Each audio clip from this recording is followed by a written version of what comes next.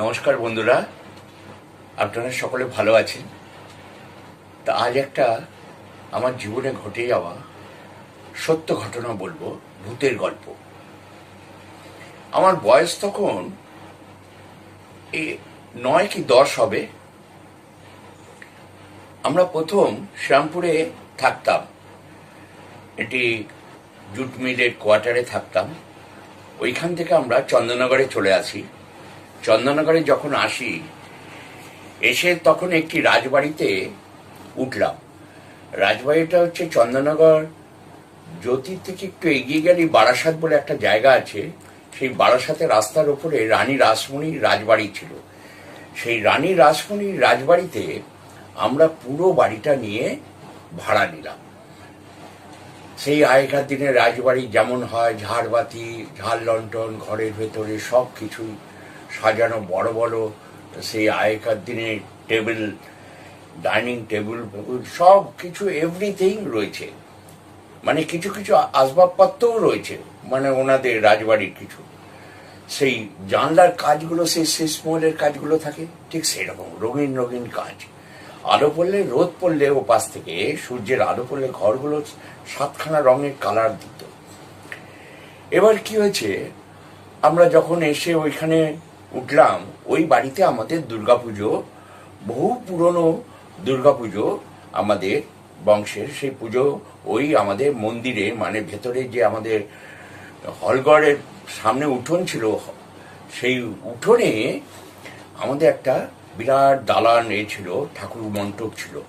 সেই ঠাকুর মণ্ডপে আমাদের দুর্গাপুজো হতো এবং সেই দুর্গাপুজোর 4-5 দিন লোকারণ্য থাকতো। আত্মীয় স্বজন, বন্ধু বান্ধব সবাই এসে উপস্থিত হতো। 5 দিন জাঁকজমক করে পুজো হতো, লোকজন আসতো, নিমন্ত্রিতরা খেত। কিন্তু আমরা ওই দালানে ঠাকুর বাড়ির পাশ থেকে, আমরা দোতলা থেকে দেখতে পেতাম ঘরের পুজো, আমাদের পুজো। এই বাড়িটার যে ঘটনা এবার বলতে যাচ্ছি, আমরা যখন প্রথম দিন আসি, এসে জিনিসপত্র আস্তে আস্তে লোকজন গুছিয়ে দিল, ঘরগুলো সাজিয়ে দিল। আমরা একটা ঘরে থাকতাম, আমি, মা, বাবা, আমরা 4 ভাই বোন, আর দাদু আর ঠাকুমা পাশের ঘরে থাকতো। মানে অনেকগুলো ঘর তো। আর তার পাশের ঘরে ছিল খাবার ঘর, তার পাশে একটা ঘর ছিল, সেই ঘরে থাকতো আমাদের যিনি পড়াতেন মাস্টারমশাই, সেই মাস্টারমশাই থাকতেন। কিন্তু মাস্টারমশাই অনেক ঘটনা জানেন ওই বাড়িতে, আমাদের কিন্তু কিছুই বলেননি। মাস্টারমশাই কিন্তু খুব সাহসী ছিলেন। তা আমরা কিছু শুনিনি বলে আমাদের অত জানারও কৌতূহল হয়নি। হঠাৎ যেদিন গেছি, সেদিন রাত্রিবেলা শোয়ার পর, খেয়ে দিয়ে শোয়ার পর, হঠাৎ দেখি ওই আগেকার দিনের বাড়ি তো, কাঠের সিঁড়ি ছিল, লম্বা লম্বা কাঠের সিঁড়ি, ওপরে ওঠার। সেই কাঠের সিঁড়ি দিয়ে রাত্রি 1:30-2 হবে, কে যেন উপরে উঠছে, খট খট খট খট খট। মানে আস্তে আস্তে আওয়াজটা ঘরের দরজার কাছে পর্যন্ত এগিয়ে এলো। এসে খানিকক্ষণ বাদে দরজার কাছে এসে থেমে গেল। আমরা সবাই কিন্তু সেই প্রথম দিন রাত জাগা, মানে ঘুম আসছে না, নতুন বাড়ি তো, ঘুম আসছে না। আমার মায়ের ঘুম আসছে না, আমার 4 ভাই বোনের ঘুম আসছে না। কিন্তু আবার বাবার তখন নাইট ডিউটি ছিল, বাবা তখন বাড়ে কাজ করতো, নাইট ছিল বাবার। এবার হঠাৎ দরজার কাছে এসে আওয়াজটা থেমে গেল। থেমে যাওয়ার পর দরজাটার একটা খটখট খটখট খট, কে যেন কড়া নেড়ে দিল। আবার খানিকক্ষণ পর খটখট খট, আবার থেমে গেল।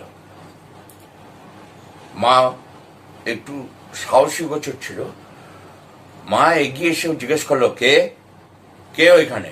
কিন্তু ঘুরে গিয়ে দরজাটার ওপাশটা, আমরা এই বারান্দাটা আমাদের পুরো রাউন্ড ছিল, এই পাশ থেকে গিয়ে ওপাশের দরজাটা শেষ মাথা গেলে দরজার ওপাশে কে দরজায় কড়া নাড়ছে দেখা যেত।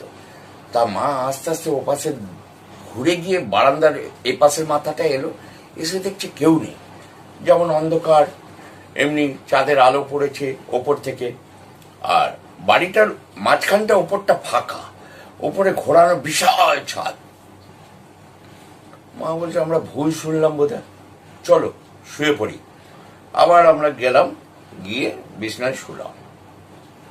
শোয়ার পর হঠাৎ দেখি ছাদের মধ্যে কে ঘুঙুর পরে, মানে পায়ে যদি ঘুঙুর পরে, সেই ঘুঙুর পরে কে হেঁটে যাচ্ছে, এদিক থেকে হাঁটছে, ছম ছম ছম ছম, একটা আওয়াজটা হতে হতে হতে হতে আবার খানিকক্ষণে দূরে গিয়ে মিলিয়ে গেল। এবার আবার ওই দিক থেকে আওয়াজটা আসছে, আস্তে আস্তে একটা পাশের ঘর থেকে একটা কান্নার আওয়াজ আসছে।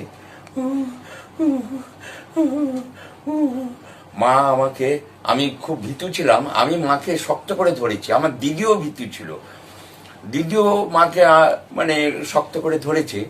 আমরা ভাই, ছোট বোন তখন আমার পরে, আমরা 2 ভাই 2 বোন।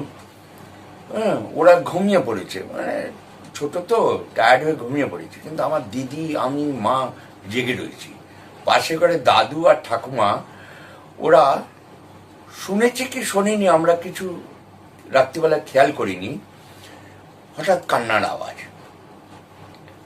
আওয়াজটা হতে হতে মা বেরিয়ে দরজার কাছে এলো, এদিক ওদিক দেখলো, আবার দুর্গা দুর্গার নাম করে আবার গিয়ে আমরা ঠাকুরের নাম করে গিয়ে আবার খাটের ওপর উঠে শুয়ে পড়লাম।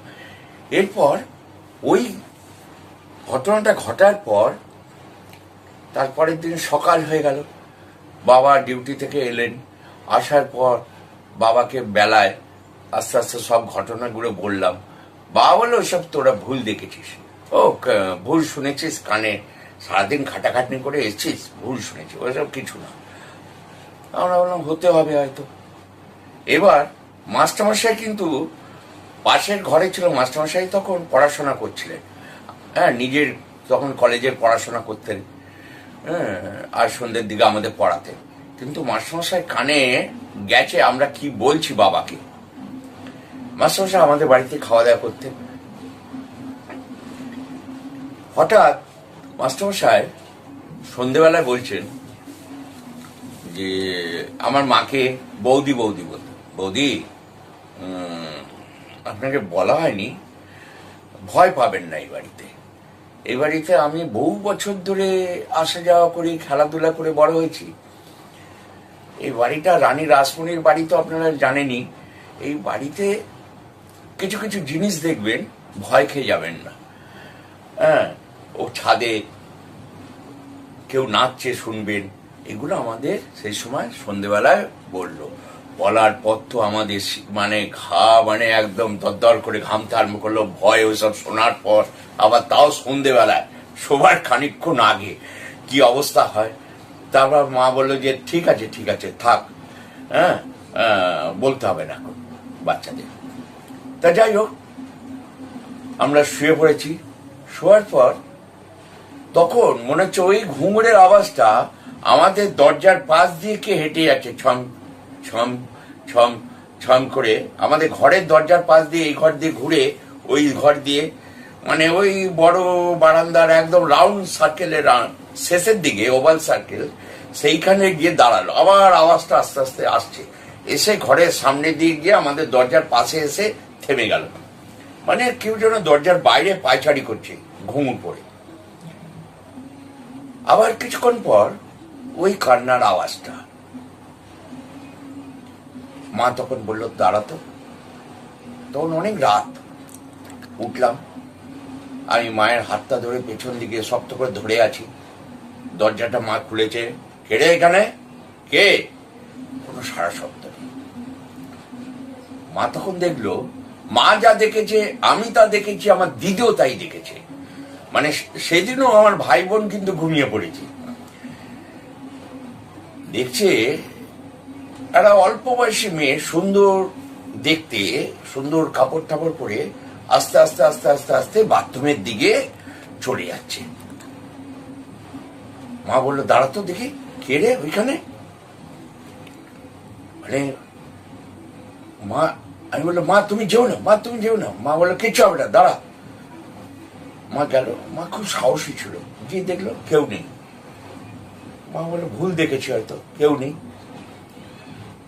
এই ঘটনাটা ঘটবার পর দিন সকালবেলায় আমরা রঘু মাস্টারমশাই যিনি আমাদের পড়াতেন ওনাকে ডাকলেন, ডাকার পর জিজ্ঞেস করতে বললেন যে হ্যাঁ এখানে আগে বাইজি আসতো, নাচ গান হতো, 2-3টে বাইজি মানে এদের এখানে মেরেও ফেলা হয়েছিল।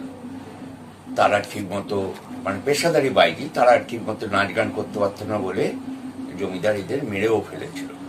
তা সেই কান্নাটা এখনো এখানে ঘুরে বেড়ায়, ছাদের ওপর নাচবে, নাচার আওয়াজ শুনবেন। তা সেই থেকে আমরা বাড়িটায় থাকতাম, কিন্তু আমাদের ভয় হয়ে যেত। ভয় হলো দিনের বেলা আমরা খুব বাড়ি ঘুরে বেড়াতাম, খেলাধুলা করতাম। তারপর ওই বাড়িতে দুর্গাপুজো হলো, আমরা এই করতে করতে করতে করতে প্রায় 14-15 বছর ওই বাড়িতে আমরা ছিলাম। তারপরে ওই বাড়িটা আমরা আস্তে করে ছেড়ে দিয়ে একজনকে রেখে দিয়ে এলাম। এগুলো আমার জীবনে ঘটে যাওয়া ওই সত্য ঘটনাগুলো, মানে আমরা চোখে দেখতাম যে ঘর থেকে ওই ঘরে চলে যেতে। এই ঘটনাটা আপনাদের যদি ভালো লেগে থাকে, এই গল্পটা সত্য ঘটনা। রানী রাসমণির বাড়ি ছিলেন চন্দননগরের বারাসাতে। তা আপনারা লাইক করবেন, শেয়ার করবেন বন্ধু বান্ধবের মধ্যে, সাবস্ক্রাইব করবেন। যদি ভালো লাগে তাহলে কমেন্টও করবেন, কমেন্ট যেন মিস করবেন না। এরকম যদি সত্য সত্য ছোট ছোট গল্প শুনতে চান, সবাই ভালো থাকবেন। আগামী দিনে আবার একটা নতুন গল্প